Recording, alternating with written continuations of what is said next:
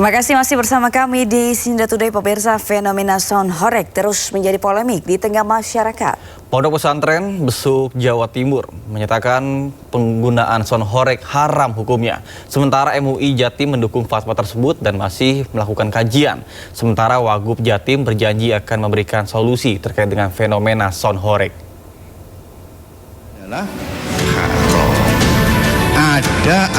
Pondok Pesantren Besuk Kabupaten Pasuruan, Jawa Timur menyatakan penggunaan sound horeg haram hukumnya. Hal ini diputuskan melalui forum Bahsul Masail yang digelar bertepatan dengan peringatan 1 Muharram 1447 Hijriah.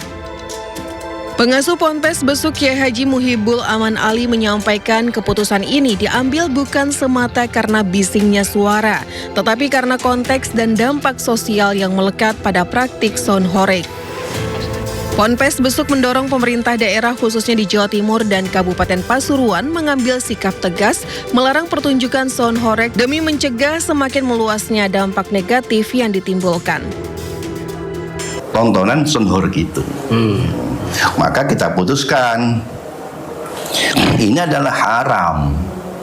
Haram mutlak artinya tidak perlu kita mempertimbangkan apakah mengganggu atau tidak mengganggu. Karena yang menjadi pertimbangan hukum tidak hanya mengganggunya.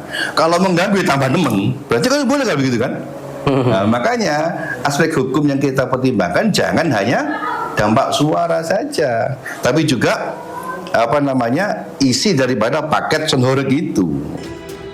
Merespon fatwa haram yang dikeluarkan Pondok Pesantren Besuk Kabupaten Pasuruan, Majelis Ulama Indonesia Jawa Timur mendukung fatwa tersebut.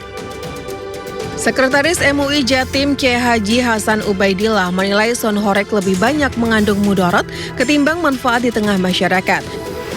MUI Jatim melalui Komisi Fatwa akan membahas dan mengkaji fenomena sound horeg ini sebelum memutuskan fatwa. Ibadah iya, maka di sini ketika banyak aspek madorotnya, ya secara kasat mata itu tidak bisa dibenarkan. Maka apabila ada fatwa haram dari lembaga Bahsul Masail atau dari pesantren, itu memang perspektifnya memang banyak madorotnya seperti itu. Akan tetapi perlu digarisbawahi bahwa Majelis Ulama Indonesia ketika nanti sidang komisi fatwa, tentu fenomena-fenomena ini akan didalami sesuai dengan apa yang terjadi di masyarakat. Sementara itu, Wakil Gubernur Jawa Timur Emil Elestianto Dardak berjanji akan memberikan solusi terkait fenomena sound horeg khususnya di daerah Pasuruan dan sekitarnya. Jadi percaya sama saya bahwa untuk masalah horeg ini memang sedang dengan seksama kita cari solusinya. Jadi nggak, oh yaudah biarin aja apa adanya, nggak perlu ada jalan tengah, perlu ada solusi untuk memastikan bahwa masyarakat tetap terlindungi. Sound horeg ini beroperasi dalam kondisi yang memang tidak melanggar hal-hal yang kemudian menjadi keresahan masyarakat. Emil menilai fatwa tetap disikapi bijak dan dicarikan solusi agar tidak merugikan pelaku industri tetapi juga tidak mengganggu Kamtibmas. Dari Pasuruan dan Surabaya, Jawa Timur, Tim Liputan iNews melaporkan.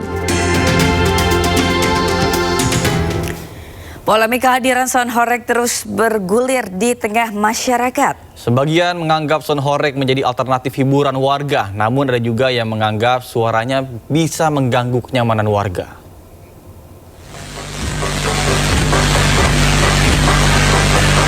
Keberadaan sound horeg di sejumlah wilayah justru memakan korban hingga merusak bangunan rumah dan fasilitas umum.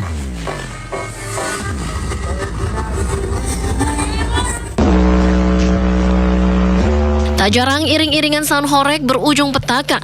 Salah satunya di Bondowoso, Jawa Timur, saat sound horeg setinggi 5 meter di arah keliling desa, seketika tumpukan sound horeg tersangkut ranting pohon dan terjatuh menimpa sejumlah anak yang berada tepat di belakang iring-iringan. Bahkan karnaval sound horeg digelar di laut untuk memeriahkan tradisi.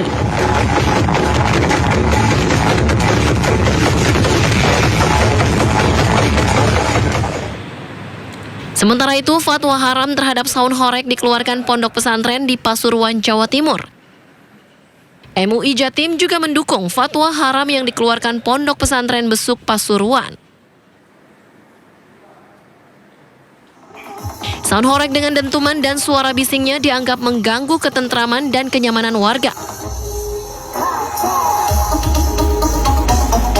Namun demikian, pengguna sound horeg menimbulkan pro dan kontra di masyarakat. Tim Liputan iNews melaporkan.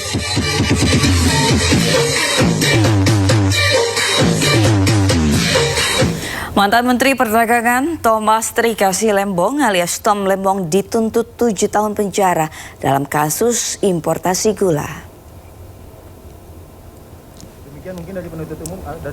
Dari berkas tuntutan jaksa mencapai 1091 halaman itu, jaksa hanya membacakan pokok-pokok tuntutan atas persetujuan majelis hakim dan pihak Tom Lembong.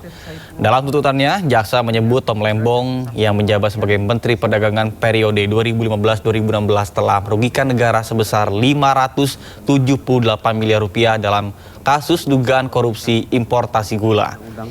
Jaksa menilai Tom Lembong terbukti melakukan perbuatan melawan hukum dan menuntut pidana penjara selama 7 tahun. Selain pidana badan, jaksa juga menuntut Tom dihukum dengan membayar denda 750 juta rupiah subsidiar 6 bulan kurungan.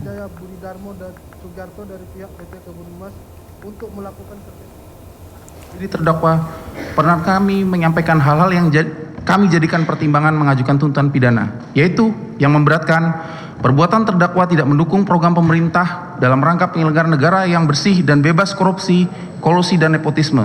Terdakwa tidak merasa bersalah dan tidak menyesali perbuatannya. Hal yang meringankan, terdakwa belum pernah dihukum. Berdasarkan uraian dimaksud, kami selaku penuntut umum dalam perkara ini dengan mempertimbangkan ketentuan undang-undang, menuntut supaya Majelis Hakim Pengadilan Tindak Pidana Korupsi pada Pengadilan Negeri Jakarta Pusat yang memeriksa dan mengadili untuk memutus: 1. Menyatakan terdakwa Thomas Trikasi Lembong telah terbukti secara sah dan meyakinkan bersalah melakukan tindak pidana korupsi yang dilakukan secara bersama-sama sebagaimana diatur dan diancam pidana dalam pasal 2 ayat 1 junto pasal 18 Undang-Undang Nomor 31 Tahun 1999 tentang pemberantasan tindak pidana korupsi sebagaimana telah diubah dengan Undang-Undang Nomor 20 Tahun 2001 tentang perubahan atas Undang-Undang Nomor 31 Tahun 1999 tentang pemberantasan tindak pidana korupsi junto pasal 55 ayat 1 ke 1 KUHP sebagaimana dalam dakwaan primer penuntut umum. 2. Menjatuhkan pidana terhadap terdakwa Thomas Trikasi Lembong oleh karena itu dengan pidana penjara selama 7 tahun dikurangi selama terdakwa berada dalam tahanan sementara dengan perintah agar terdakwa tetap ditahan. 3. Menjatuhkan pidana terhadap terdakwa Thomas Trikasi Lembong sejumlah 750 juta rupiah dengan ketentuan apabila denda tidak dibayar maka diganti dengan pidana kurungan selama 6 bulan. Sementara itu, kuasa hukum Tom Lembong menyebut banyak kebohongan yang disampaikan jaksa penuntut umum dalam tuntutannya. Kuasa hukum Tom Lembong bahkan menyebut persidangan seolah tidak berguna lantaran banyak fakta yang diabaikan. Terheran-heran dan kecewa ya, karena tuntutan yang dibacakan sepenuhnya mengabaikan 100% dari fakta-fakta persidangan ya. Jadi saya tentunya tadi mendengarkan dengan cermat, saya juga mencatat dengan teliti ya pembacaan surat tuntutan tersebut ya, dan saya cari-cari di mana ada penyesuaian-penyesuaian dari dakwaan ke tuntutan yang mencerminkan fakta-fakta persidangan yang sudah diungkap dalam kurang lebih 4 bulan persidangan, 20 kali sidang, tapi satu pun saya tidak temukan ya penyesuaian dalam surat penuntutan yang mencerminkan fakta yang diungkap dalam persidangan. Jadi ya saya agak heran aja ya, apakah ini memang pola kerja daripada Kejaksaan Agung ya. Saya pribadi sih siap menghadapi tuntutan apapun ya. Tapi sejauh yang saya bisa lihat, saya sudah sangat kooperatif ya, sangat-sangat kooperatif. Bahkan dari saat-saat saya dipanggil sebagai saksi ya kan, saya datang sendiri tanpa didampingi oleh pengacara ya kan, saya selalu datang tepat waktu ya. Bahkan kalau perlu diperiksa sampai jam 11 malam, jam 12 malam saya lakukan ya kan. saya sudah cukup bersabar. Ya, dalam tahanan sudah 8 bulan kira-kira. Dan itu pun juga sama sekali tidak dicerminkan dalam penuntutannya, bahwa saya sudah sangat kooperatif, ya, berusaha sekeras tenaga untuk menciptakan suasana yang kondusif dari sisi kami sebagai terdakwa dan tim penasihat hukum. Jadi ya, saya menunggu penilaian masyarakat ya atas peristiwa yang baru saja kita saksikan dalam persidangan saya hari ini. Banyak sekali kebohongan-kebohongan fakta yang disampaikan oleh pihak kejaksaan, ya. Jadi kita mencatat tadi bahwa salah satunya misalnya disampaikan tadi bahwa Pak Rahmat Gobel mengabaikan surat dari perpanjangan dari Inkopkar. Nah, faktanya pada waktu Rahmat Gobel hadir ke sini, dia sampaikan bukan mengabaikan, tapi dia belum sempat menjawab suratnya Inkopkar.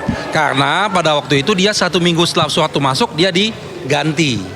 Jadi karena itu kegiatan itu adalah kegiatannya Rahmat Gobel untuk melibatkan Inkopkar, maka Pak Tom Lembong memperpanjang gitu. Jadi itu sudah salah satu fakta yang jelas, yang real bahwa jaksa berbohong itu. Ya, nah antara lainnya misalnya lagi adalah tentang penjelasan bahwa ada almarhum Dirjen Perdagangan Luar Negeri ya, Pak Karyanto almarhum yang tidak pernah di BAP karena sudah almarhum. Tapi anehnya jaksa menyatakan bahwa ada Pak almarhum ini menjelaskan bahwa itu disuruh oleh Pak Tom. Bagaimana seorang yang sudah meninggal bisa menjelaskan itu? Ini juga lagi kebohongan-kebohongan yang fatal sekali dari pihak kejaksaan. Dan banyak lagi. Jadi apa yang disampaikan oleh Pak Tom tadi bahwa dari awal dakwaan itu seharusnya mencerna proses persidangan. Ya, itulah gunanya proses persidangan itu. Lalu menghasilkan tuntutan. Nah, kenapa tuntutan itu akan berbeda? Karena dalam persidangan itu pasti akan beda dari pada waktu di BAP. Kenapa? Misalnya saksi-saksi yang hadir ketika di BAP memberikan keterangan A, dalam persidangan memberikan B dan C. Maka jaksa harus menyesuaikan dalam tuntutannya. Nah, inilah yang kita sesalkan, bahwa seakan-akan ini sidang nggak ada gunanya, diabaikan semua. Fakta-fakta ini diabaikan. Lalu pokoknya harus dihukum, begitu aja. Itulah yang kita sesalkan. Sebelumnya Thomas Lembong mengklaim tidak menemukan kesalahan dalam dirinya dalam kasus dugaan korupsi impor gula. Dirinya juga mengaku diperintah Presiden ke-7 Republik Indonesia Joko Widodo untuk segera bertindak mengendalikan harga gula.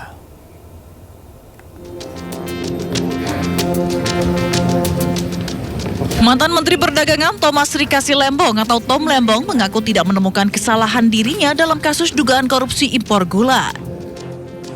Ia juga mengaku menerima perintah langsung dari Presiden ke-7 RI Joko Widodo untuk mengendalikan harga gula. Hal ini disampaikan Tom saat diperiksa sebagai saksi mahkota di Pengadilan Tindak Pidana Korupsi Jakarta Senin lalu. Menurutnya, Jokowi beberapa kali memerintahkan dirinya untuk segera bertindak agar harga gula stabil di pasaran. Saudara langsung mendapat perintah dari Presiden? Iya. Dalam bentuk apa? Lisan atau tertulis? Dalam sidang kabinet maupun langsung dalam pertemuan saya dengan Presiden secara bilateral di istana biasanya, kadang juga di Istana Bogor, dan juga melalui atasan langsung saya, yaitu Menko Perekonomian. Presiden itu di Menko ya. Inti dari perintah tersebut yang bisa saudara pahami apa? Kami harus mengambil semua tindakan yang tentunya sesuai peraturan dan kewenangan yang berlaku yang dapat diambil untuk meredam gejolak harga pangan, karena dalam kata-kata Bapak Presiden, gejolak harga pangan ini meresahkan masyarakat. Tom Lembong didakwa melanggar Undang-Undang Pemberantasan Tindak Pidana Korupsi karena dinilai memperkaya orang lain dan korporasi sehingga negara merugi hingga 578 miliar rupiah. Tom disebut menyetujui impor gula tanpa melalui rapat koordinasi dengan kementerian atau lembaga. Tim Liputan iNews melaporkan.